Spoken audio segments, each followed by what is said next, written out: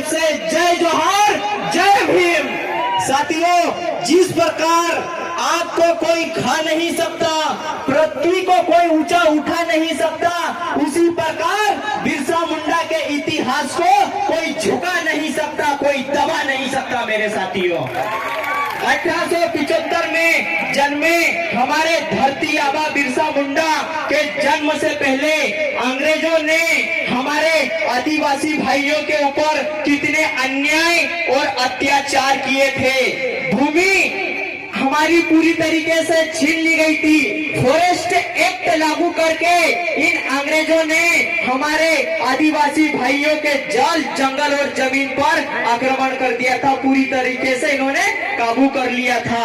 वहीं 1875 में जन्म होने के बाद 20 साल की उम्र 1895 में जब बाबा बिरसा मुंडा 20 साल की आयु में उन्होंने कमेटी गठित करके हजारों कार्यकर्ताओं को इकट्ठे करके अंग्रेजों के खिलाफ बिगुल फूंक दिया था। साथियों, जिन अंग्रेजों के पास तोप, गोला और बारूद भरा हुआ था, उन लोगों को हमारे धरती आबा बिरसा मुंडा ने तीर, कमान, आली दराती, कुलाड़ी, भाला इन लेके अंग्रेजों के छक्के छुड़ा दिए थे। मेरे साथियों, ऐसे थे हमारे धरती आबा बिरसा मुंडा।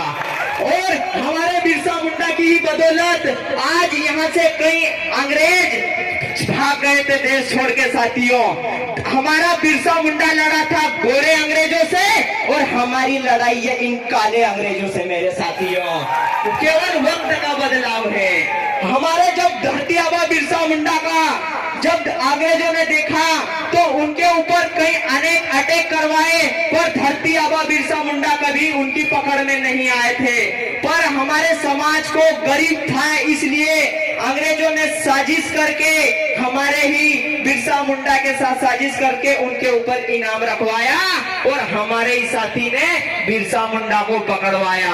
अंग्रेजों को लगा कि ऐसे तो बिरसा मुंडा मर नहीं सकता, इसलिए हमारे धरती आबा बिरसा मुंडा को धीमा जहर दिया गया। साथियों, तब जाके वो देश के लिए और हमारे आदिवासी साथियों के लिए कहीं बलिदान हुए हैं। और ये हमारे धरती आबा बिरसा मुंडा का इतिहास, ये जो मैं हलकट पब्लिक देख रहा हूँ, इनके माइंड में धरती आबा बिरसा मुंडा ने हमारे लिए क्या किया, क्या नहीं किया, इस बात का विचार इनके मन में नहीं आए। इसलिए आज ये जितनी भी सरकारें जितनी आई है और जितनी चली गई है, वो कभी ये नहीं बताती कि हमारे लिए धरती आबा बिरसा मुंडा ने क्या किया, बल्कि हमको मुद्दे से डाइवर्ट करके ये बताया जाता है कि कटप्पा ने बाहुबली को क्यों मारा, ये हमें दिखाया जा रहा है। आज हमारी 1800 एकड़ जमीन रतलाम के अंदर हमारे से छीन ली जाती है और हमें यह दिखाया जाता है कि आप आंदोलन मत कीजिए, आपका टाइम भी आएगा।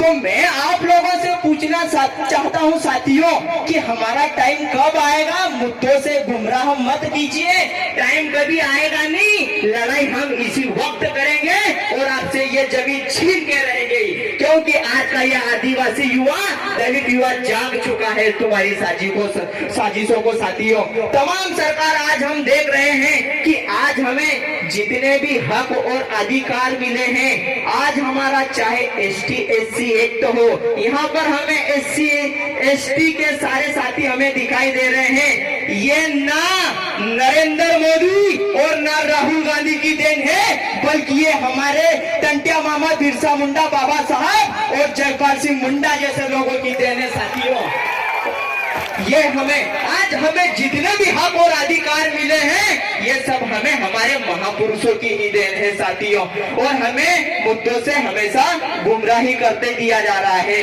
और आप लोग एक बात अपने माइंड में रख लेना साथियों कि अगर आदिवासियों पे अगर अन्याय और अत्याचार होता है तो उसके खिलाफ हमें डट कर लड़ना है, परंतु होता क्या है, ये जो राजनीति के जो गुलाम है, ये लोग जब हमारे आदिवासियों पे अन्याय और अत्याचार होते हैं तो सबसे पहले हमें रोकने कोई गैर आदिवासी या गैर एससी का नहीं आता, हमारे ही समाज का व्यक्ति आता है और हमारे ही समाज को गुमराह करने का काम करता है साथियों। और ये एक दिन से नहीं चलता आ रहा है, ये विगत 75 वर्षों से चलता आ रहा है साथियों।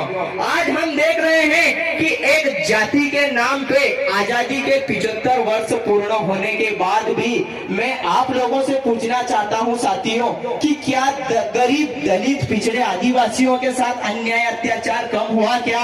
नहीं हुआ ना, नहीं हुआ ना, नहीं हुआ। और तमाम सरकारें कहती कि हमने उनका विकास कर दिया है। एक दलित को मंदिर के अंदर प्रवेश नहीं करने दिया जाता, एक हमारी आदिवासी बहनों को मामा कहता है कि मेरी माता और बहनों मैं आपका मामा हूँ, और ठीक उसी विगत अन्यमार के अंदर हमारी बहनों को मारा जाता है और उनके ऊपर यूरिया छिड़क कर 10 फीट गड्ढे में गाड़ दिया जाता है और मामा कहता है कि गुंडे मवालियों मैं कोई यहाँ पर खुदाई मत करना, नहीं तो मैं 10 फीट गड्ढे में गाड़ दूंगा। जब हमारी माता और बहनों के साथ अन्याय अत्याचार होता है तो यही शिवराज मामा साल भर तक उनकी सीबीआई जांच नहीं करवाता साथियों। तो हमारे साथ अन्याय और अत्याचार हो रहा है कि नहीं हो रहा है मेरे साथियों? आज